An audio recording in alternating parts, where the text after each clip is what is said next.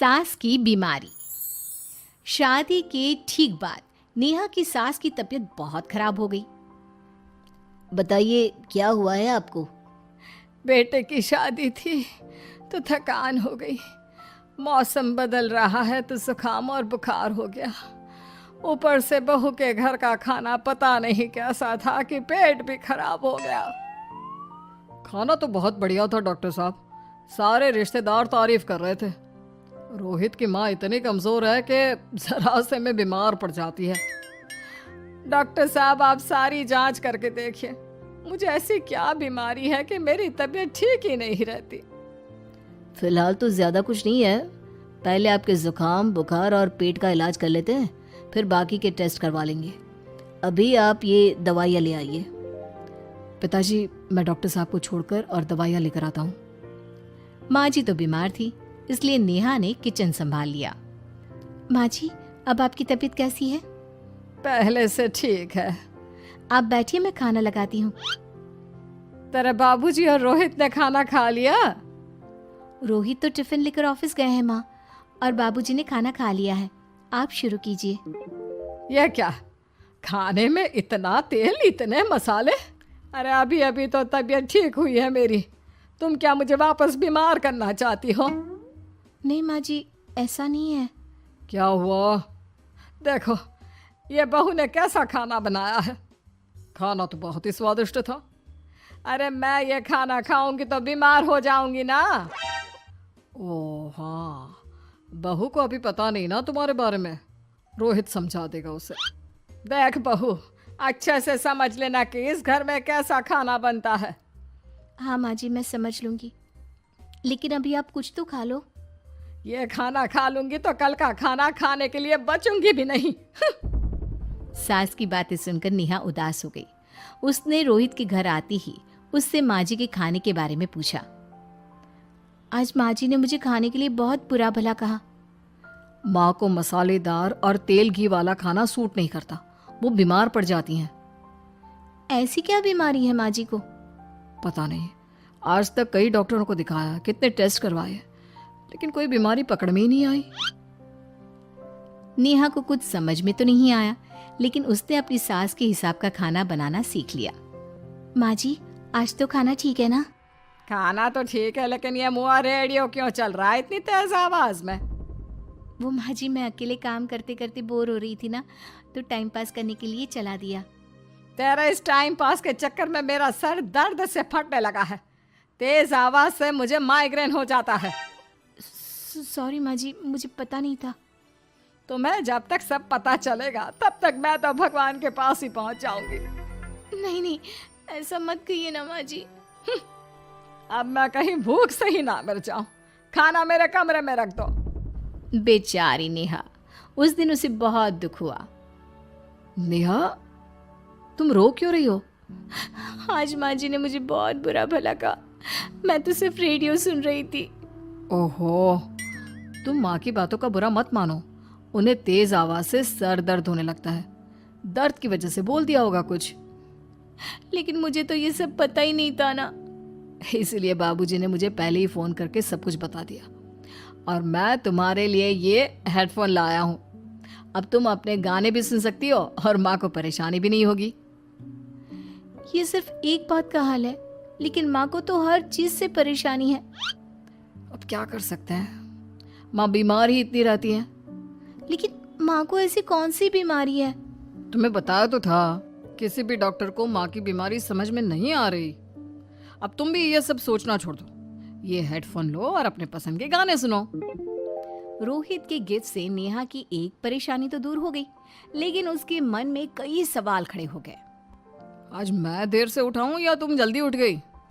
वो माँ जी को कल रात भर सर दर्द हुआ ना, तो जल्दी उठकर उनकी जगह मैंने पूजा कर दी। अरे वाह, आछ, आछ, हे भगवान, ये किसकी करामत है? ये तो माँ जी की आवाज है। चलो चल के देखते हैं। क्या हुआ माँ? आछ, ये घर में गुलाब कौन लाया? मुझे नहीं पता, मैं तो अभी उठा हूँ। माँ जी आप कल रात भर सो नहीं पाई, तो मैंने जल्दी उठकर पूजा पाठ किया। घर में फूल नहीं थे ना, तो मैं बाजार से गुलाब के फूल ले आई।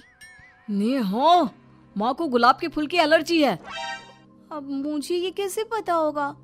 अच्छा, तुझे कुछ पता नहीं तो तू वही काम क्यों करती है जिससे मेरी तबीयत खराब हो जाए? रोहित के बाबूजी, ये बहू मेरी जान लेना चाहती है। माँ जी, मुझे ऐसा करके क्या मिलेगा? वो तो तुझे ही पता, लेकिन कुछ तो है। रोहित की माँ, बस करो।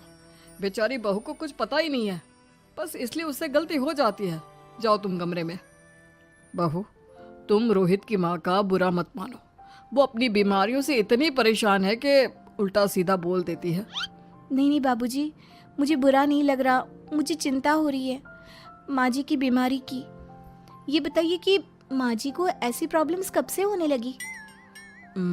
शादी के 6-7 महीने बाद से। बाबूजी, तब घर का माहौल कैसा था?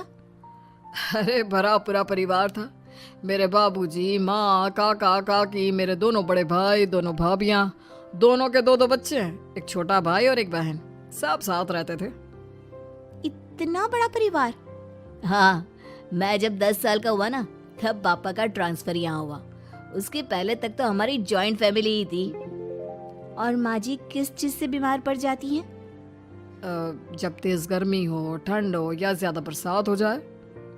जब माँ ज्यादा थक जाए, जैसे दिवाली पर घर की सफाई या कोई फंक्शन हो, या ज्यादा मेहमानों के आने से घर का काम बढ़ जाए।